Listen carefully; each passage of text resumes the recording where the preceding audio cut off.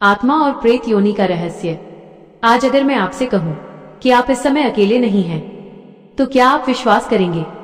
कुछ ऐसी आत्माएं हैं जो दिखती नहीं लेकिन हमारे बहुत करीब होती हैं, और सबसे चौंकाने वाली बात, हमारी कुछ गलतियां हमें भी उसी अंधकार की ओर ले जा सकती हैं। आज की ये कथा आपको अंदर तक हिला देगी। हर हर महादेव। भक्तों, स्वागत है आपका महादेव कृपा में, जहां हर कथा केवल सुनने के लिए नहीं बल्कि जीवन बदलने के लिए होती है। पिछले भाग में हमने जाना मृत्यु के बाद आत्मा प्रेत योनि में क्यों फंसती है, लेकिन आज हम उस पर्दे को हटाएंगे जिसे बहुत कम लोग समझ पाते हैं। क्या प्रेत सच में हमारे बीच रहते हैं? क्या वे हमें देख सकते हैं? और क्या हम भी अनजाने में उसी दिशा में बढ़ रहे हैं? भाग 1, आत्मा की यात्रा। भक्तों, जब शरीर समाप्त होता है तब आत्मा समाप्त नहीं होती। गीता में श्री कृष्ण कहते हैं, नैनन छिन्दन्ति शस्त्राणि नैनन दहति पावकः। आत्मा अजर है, अमर है, लेकिन उसकी स्थिति उसके कर्मों पर निर्भर करती है। 3 मार्ग होते हैं। 1, मोक्ष मुक्ति। 2, पुनर्जन्म। 3, प्रेत योनि भटकाव।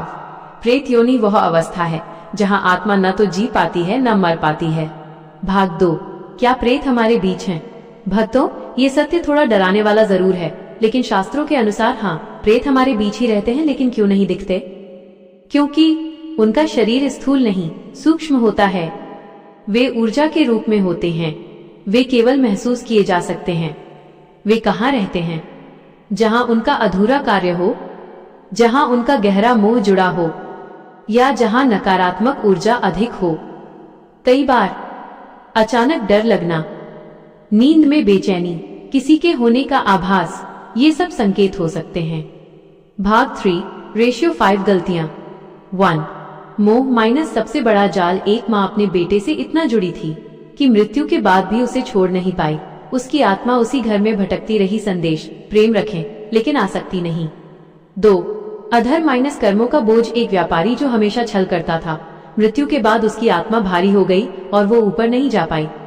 3, आत्महत्या माइनस अधूरी यात्रा। भक्तों, ये सबसे गंभीर विषय है। जीवन भगवान का दिया हुआ अवसर है, इसे छोड़ना आत्मा को और कष्ट देता है। आत्महत्या करने वाली आत्मा अपनी पीड़ा से मुक्त नहीं होती, बल्कि बार बार उसी कष्ट को महसूस करती है। 4, संस्कारों की अनदेखी। आजकल लोग अंतिम संस्कार को सिर्फ एक परंपरा समझते हैं, लेकिन ये आत्मा की मुक्ति का द्वार है। अगर ये सही से न हो तो आत्मा भटक सकती है। 5, नकारात्मक जीवन। आज का इंसान गुस्से में जीता है, लालच में जीता है, दूसरों को गिराकर आगे बढ़ता है। यही धीरे धीरे उसे अंधकार की ओर ले जाता है। भाग 4, वास्तविक अनुभव। एक साधु हिमालय में तपस्या कर रहे थे। एक रात उन्होंने देखा एक छाया बार बार उनके पास आ रही है। साधु ने ध्यान लगाया और पूछा, तुम कौन हो? आत्मा ने कहा, मैं एक ऐसा इंसान हूँ जो अपने मोह और पापों के कारण प्रेत बन गया। साधु ने उसे महामृत्युंजय मंत्र का जाप करवाया। कुछ समय बाद वो आत्मा मुक्त हो गई।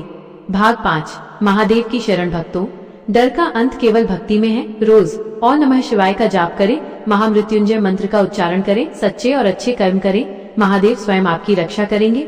महादेव कहते हैं, जो मेरे शरण में आता है उसे कोई भी शक्ति बांध नहीं सकती। अगर आप चाहते हैं कि आपकी आत्मा हमेशा सुरक्षित रहे, तो अभी कमेंट में हर हर महादेव लिखें और इस वीडियो को लाइक करें। लेकिन भक्तों, कहानी यही खत्म नहीं होती। क्या प्रेत हमें छू सकते हैं? क्या वे हमारे सपनों में आते हैं? और क्या उनके संकेत हमें पहले से मिलते हैं?